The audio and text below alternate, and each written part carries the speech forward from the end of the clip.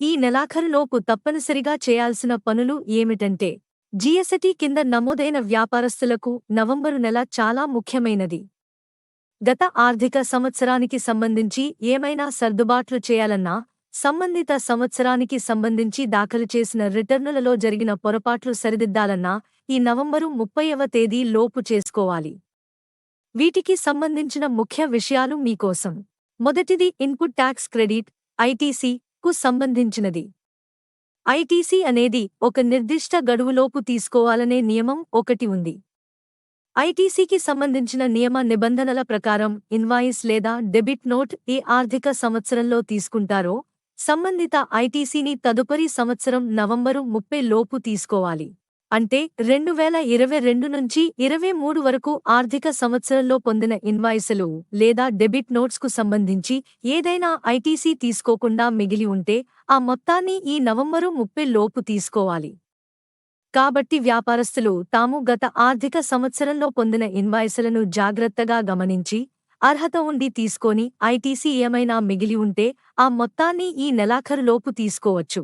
అయితే ఇక్కడ గుర్తుపెట్టుకోవాల్సిన విషయం ఏమిటంటే, జీఎస్టీఆర్బీ రిటర్న్ దాఖలు చేయకుండా ఐటీసీని తీసుకోలేరు కాబట్టి నవంబరు 30 తేదీని తుది గడువుగా దృష్టిలో పెట్టుకుని జీఎస్టీఆర్బీ రిటర్న్ దాఖలు చేయటం ద్వారా మిగిలిపోయిన ఐటీసీని తీసుకోవచ్చు.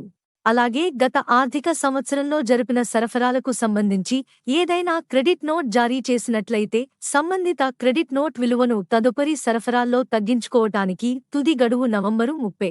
కాబట్టి ఏదేని క్రెడిట్ నోట్కు సంబంధించిన విలువను తగ్గించుకుంటే సంబంధిత రిటర్న్ దాఖలు చేయటం ద్వారా నెలాఖరులోపు క్రెడిట్ నోట్ విలువను సర్దుబాటు చేసుకోవటం ద్వారా ఇంతకుముందు ఎక్కువ కట్టిన ట్యాక్స్ను తగ్గించుకోవచ్చు.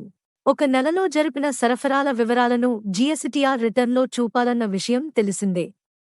2022 నుంచి 23 వరకు ఆర్థిక సంవత్సరంలో దాఖలు చేసిన జీఎస్టీఆర్ రిటర్న్లలో చూపాల్సిన వివరాలలో ఏవైనా పొరపాట్లు జరిగితే వాటిని సరిదిద్దుకోవటానికి కూడా గడువు తేదీ కూడా నవంబరు 30వ తేదీనే.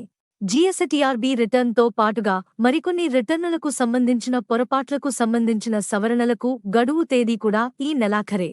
ఇక్కడ మరొక ముఖ్య విషయం ఏమిటంటే, పైన చెప్పిన ప్రతి ఒక అంశానికి సంబంధిత నియమ నిబంధనలు వర్తిస్తాయి.